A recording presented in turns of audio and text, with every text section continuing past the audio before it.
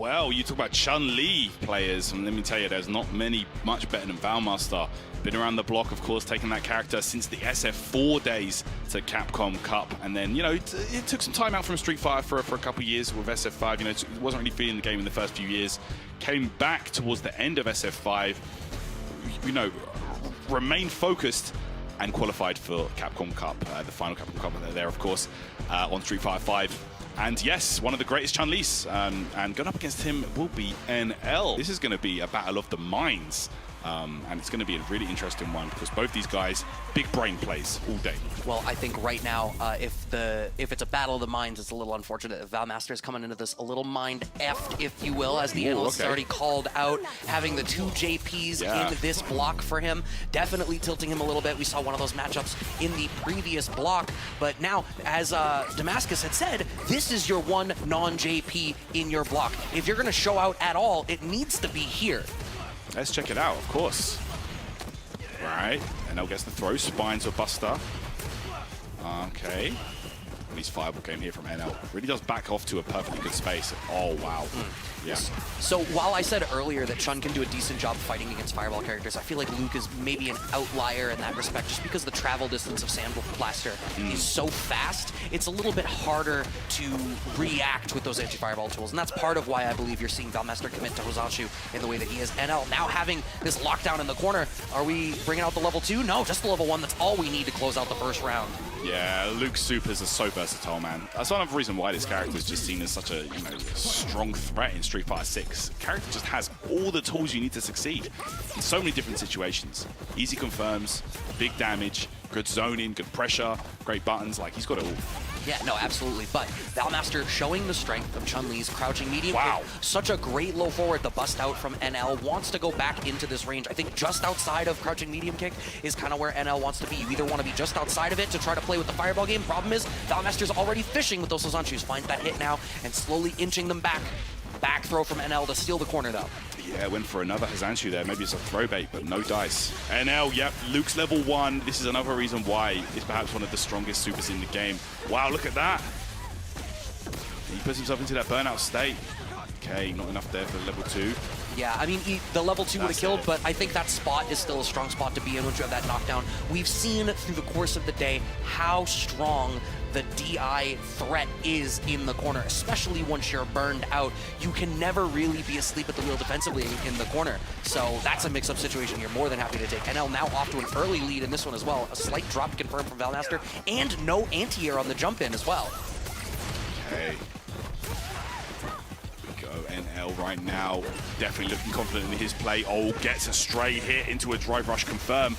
This is the perfect timing, but still, what a situation for NL to be in here, Brad. Yeah, no, absolutely. Getting away with a naked dash there, unchecked as well. Okay. Ooh, the answer from VALMASTER. How far are we going to press this? Oh, just right into level 1 because we want the burnout. Love that choice. Yeah, that was so smart. Don't want to go for a long combo where they start building it back and then you don't get the burnout state. That could be VALMASTER's one saving grace here in this round. Yeah, you're totally on board with using Hozanshu a little bit more liberally here now that they're in burnout, because you know that you just want to get those extra plus frames, but not keeping in mind the threat of the level 1 to beat the fireball options. That's now the second time VALMASTER's lost out on a round as a result of that. Yeah, you really got to be careful. And then Chun Li's fireball a bit easier to scope out than others because, you know, she needs that charge for it, so you can kind of have an idea of when she's going to throw it. So NL, you know, buffering and then letting it rip. Nice confirm.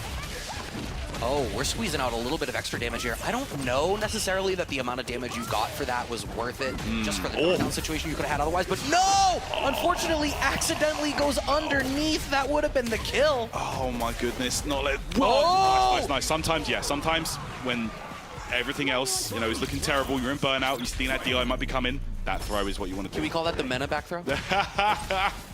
It's definitely saved him a few times as well. Well, the 10-9 in the TNS reversal suite, Evo. Big birds. Got. Anyone can get it. No! Overhead. Nice. Okay, there we go. Level 3 here. VALMASTER getting some of that drive gauge back. Don't know if he's going to take the advantage, but he's still in a good position.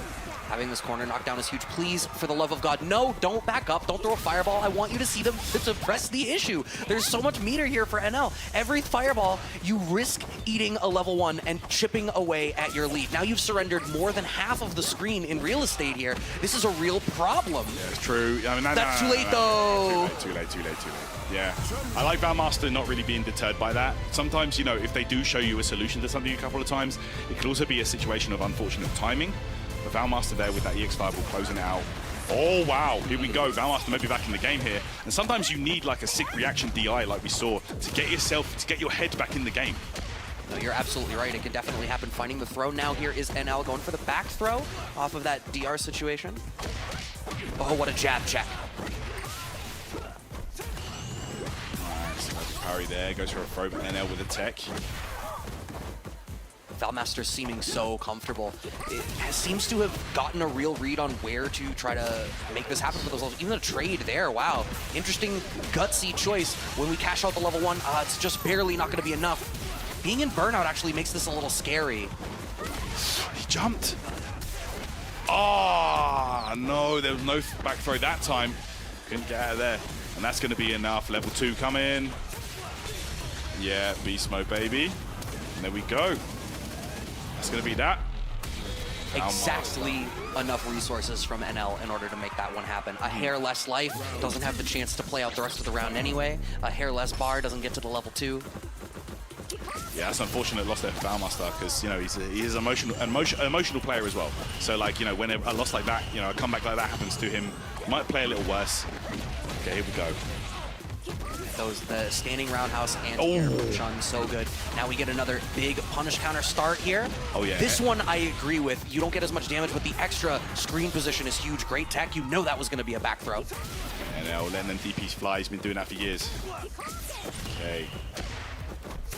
Wants to move in behind the fireball and press the issue. But I love that VALMASTER is really varying up the fireball timing, walking back to a space where you expect to do it, and then just waiting out for the premeditated jump.